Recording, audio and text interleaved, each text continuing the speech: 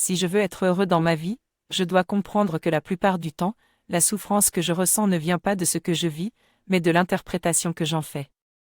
Je dois chercher à vivre dans le moment présent, car c'est le seul moment que j'ai réellement, et c'est là que je peux trouver l'épanouissement.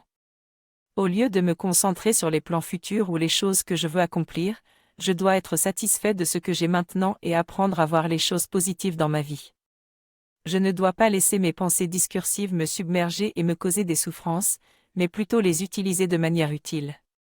En fin de compte, je veux éviter de passer à côté de ma vie en me concentrant trop sur le futur ou en me perdant dans mes pensées.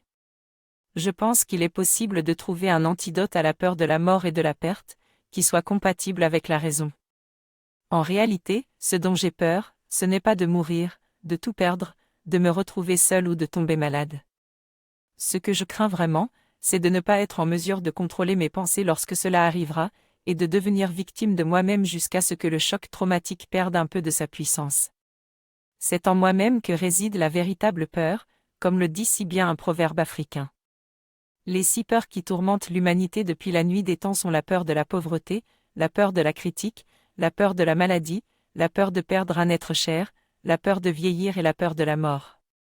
Heureusement, il existe un antidote à chacune de ces peurs, qui consiste simplement à prendre une décision et à agir malgré la peur. La peur en soi n'est pas un problème, tant qu'on ne tombe pas dans la peur chronique, qui consiste à avoir peur d'avoir peur. Je vous invite à lire un passage du livre Réfléchissez et devenez riche pour vous aider à prendre des décisions. Finalement, je propose une minute de silence, car je souhaite être en paix avec moi-même et avec les autres.